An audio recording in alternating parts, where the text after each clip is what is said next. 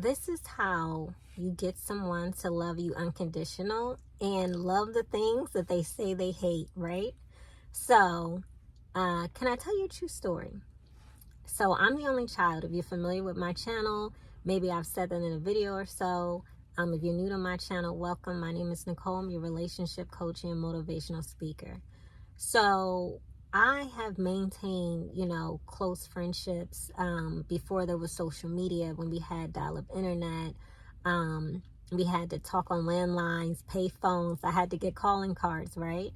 And one of the ways I was able to have these friends since fourth grade, sixth grade, ninth grade, even in college, is because I was always willing to show them who I am. They know my personality. Most of my close friends, and I have like more than 5, right? I can count on 2 handfuls. And you could put all of them in a room and they 100% know my personality, right? And that's the key. I'm dropping gems, right? That's how people love you for you. And that's how people love the things they hate. Now, here's why. I don't want to gatekeep. I want to give you some game, right? Because most people are not going to do that. Most people are not going to be honest. Most people are not going to be open. Most people aren't going to volunteer information. So when you do that, you separate yourself from a lot of people, because most people aren't going to do that, right? Because they're afraid of being judged, or they're afraid that one day you'll use it against them. One of the reasons why I started my channel and started volunteering a lot of information between like me and my mother, the coworker, things of that nature, is because I genuinely want to help people. And I'm filled with a lot of information, and a lot of people are going through things or will go through things. Or if I can volunteer information, I can either help you get out of it, prevent it, recognize the signs and things of that nature. So the best teacher is experience. Well, a wise person will learn from someone else's mistakes, which is something I've been, able to, observe, being an Army brat with my mom, living in several different states, moving every 3 to 4 years. I value my friendships, right? So by valuing my friendships, I was able to tell them stuff in real time. And by me being so open and honest with them, when sometimes I would be so honest, because when people love you, they hurt when you hurt. They cry when you cry. So sometimes when I was experiencing certain things in life, it was just too real, right? Like when keeping it real goes wrong, it was too real, it was too painful. But I had to tell someone, because I hadn't started my therapy yet. I first time I went to therapy, I was 18, but I wasn't consistent. It's probably like 6 months, maybe a year. And then I didn't get consistent until like years later, where I've been in therapy for like 11 years now, right? One of the best decisions I've ever made, because it's like a paid best friend who keeps all your secrets, and you're never going to fall out with this person, right? And it's a non-biased opinion. And, it's a great experience if you're lucky to find someone who is a good fit for you, because that's important, right?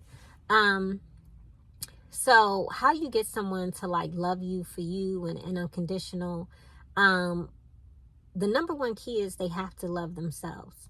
You have to have the same core values. The more you have in common in any relationship, it's always going to work to your best, because you don't have to compromise. It's less compromise. And I think that's one of the things that people don't tell you. If you have 10 things on your list, and 7 out of 10, 8 out of 10 you have in common with this person, you could be best friends forever, right? Because you like the same things. If you don't really have a whole lot in common, then it's not going to work, right? Also, I understand that people have other friends, because I have other friends. So, when I would go through certain situations and it was keeping it too real, then, I'm talking about 3 different friends, right? 2 of my actual real good friends from the 9th grade, they would distance themselves. They didn't ghost me, but they put some distance in there, right, for their mental health. And when you're really friends with someone, you respect that. You respect their space, you respect their boundaries, And you're going to pick up where you left off, because love is unconditional. It's not conditional, it's unconditional. Why? Because you cannot pick someone apart. You can't say it's 100 things about you, I like 50 things. You don't really love that person. It is what it is. It hurts, right? But that's the reality. It only hurts when you don't accept that that's what it is. Once you come to accept it, acceptance does not mean like, right? You can accept that something is what it is and not agree with it. So the two real friends, they run off, they feed me with a long spoon, they put some distance in between us. I let them go and enjoy life, and I have other friends, so I'm enjoying life. And they get, lied to, stabbed in the back, and then they come back crying like, oh my God, I thought you was, keeping it too real, but I appreciate you being open and honest with me because you gave me a choice. And I think that that's what happens, right? You give someone a choice. I could come on here, I could tell you, hey, I have one kid. Me saying I have one kid, I'm giving you a choice. But if I come on here and I act like I don't have any kids, and then you're like, oh my God, I really like you, then it's like, whoa, like, you couldn't tell me you had a kid, But if you're familiar with my channel, then you know that, right? But so the two friends, they just put distance in between us, and we've been best friends for over 25 years, right? And and forgiveness is everything. You forgive yourself first, then you can forgive others. But okay, so fast forward. Now here's the shady friend. Shady friend is a user, a taker, but I can't see it. I cannot see it, because when you're a nurturer, you have to see people in different seasons. And if you're constantly giving to this person and pouring into this person, if you are the person who like never needs help or hardly ever needs help, it could take years for you to discover stuff. So don't get mad at you when you were friends with somebody for 10 years and it fell off. Look, people can wear a mask forever, right? So this person, it took me a while to discover who I was dealing with. So hopefully you've never experienced this, but if you have, some people, when they get into a relationship, they don't know you. When they was single, they was like thick as thieves.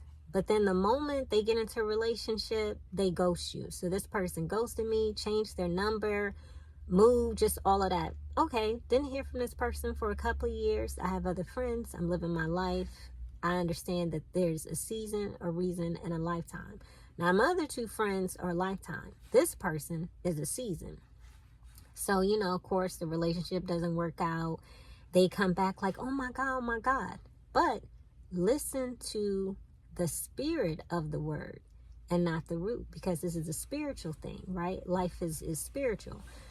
So they say, well, when you were in my life, I was doing better. When you were in my life, these good things were happening for me. So when they came back around, it had nothing to do with them seeing my value or really wanting to be my friend. It was how I benefited them. So, okay, I, accept this person's apology. I don't ever drop my guard, because once you show me who you are, I believe you. I don't question it. I just believe you are who you say you are. So as this person is back in my life, the life is going better. I give, great advice and all of this. And I help them heal, from the relationship, and let them vent and things of that nature, and give them great suggestions and all these things. So their life is going up. As soon as their life is going up again, then this person starts thinking of ways that they can use me financially, even asking like, oh, well, can I stay at your house for like a night or two? Rewind, hold up. This person has a good job. I would consider, if somebody worked for the state, that's considered to have a good job. So it's not that they can't get their own place. It's not that they can't afford to get their own place. It's that they don't want to. Why? Because they want you to fund their lifestyle. They want to spend their money how they want to spend it, whoever they want to spend it, but then they want to come and stay at your house, run up your water bill, your light bill, and eat up your food, right? So I'm making this video, and I hope and pray that it blesses you, and apply it to whoever, whether it's family, friends, associates, strangers, co-workers, children, grandchildren, because it's not how much money you make, it's how much money you keep. And so oftentimes people, unfortunately, are being led astray because people who are in their circle are taking advantage of them. Long story short, I'm no longer friends with this person, right? Yeah, it was hurtful because it took me a really long time to realize who I was dealing with. But life goes on.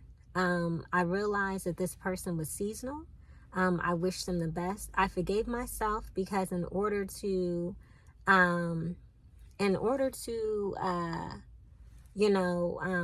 forgive others, you have to first forgive yourself.